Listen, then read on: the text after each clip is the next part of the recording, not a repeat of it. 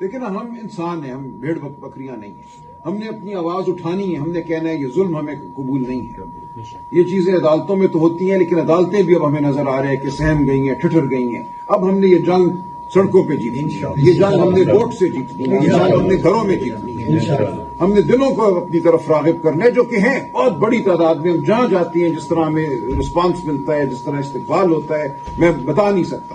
تو پاکستانی قوم میں سمجھتا ہوں اس وقت کھڑی ہو چکی ہے، پاکستانی قوم باشعور ہو چکی ہے، پاکستانی قوم اپنے ووٹ کی عزت کرانا چاہتی ہے. دیکھیں بات تو بڑی واضح ہے. اب 8 فروری ہمارے سامنے کھڑا ہے. 8 فروری کو میں سمجھتا ہوں اب جو جنگ ہے، جو ووٹ ہے، وہ پاکستان کے لیے ہے، عمران خان کے لیے ہے، پی ٹی آئی کے لیے ہے، لیکن سب سے بڑھ کے میں سمجھتا ہوں ہماری عزت نفس کے لیے ہے. جو کچھ ہمارے ساتھ ہو گیا ہے پچھلے 8-9 مہینے اور ابھی تک ہو رہا ہے. آج خان کو انہوں نے 10 سال سزا سنا دی، لیکن جس طرح وہ کیے ہے، جس بونڈے طریقے سے رات تک اس کے وکیلوں کو باہر نکال دیا. خود عدالت نے وکیل مقرر کیے، کہا یہ عمران خان کے وکیل ہیں، اور ان سے پوری رات بحثیں کروائی، جو بھی کروایا بند کمرے میں. پہلے میں نے پٹیشن کی تھی، اس کی وجہ سے سائفر ٹرائل ایک بڑے کمرے میں چلا گیا تھا جہاں اجازت تھی صحافیوں کو بیٹھنے کی، تو وہاں ایسی دھاندلی نہیں ہو سکتی تھی.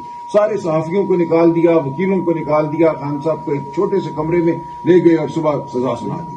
تو یہ بالکل مذاق ہوا ہے پاکستان کے ساتھ، عمران خان کے ساتھ، ہم سب کے ساتھ. عمران خان زندہ باد، عمران خان زندہ باد. ووٹ کا پہرا دے گی پاکستان.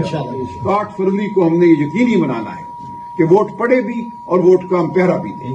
آپ سب سے یہی گزارش ہے کہ ساتھ دیں، پاکستان کا ساتھ دیں، عمران خان کا ساتھ دیں، پی ٹی آئی کا ساتھ دیں، اور ہم سب اس میں اکٹھے ہیں. اتنی میری گزارش ہے آپ سے.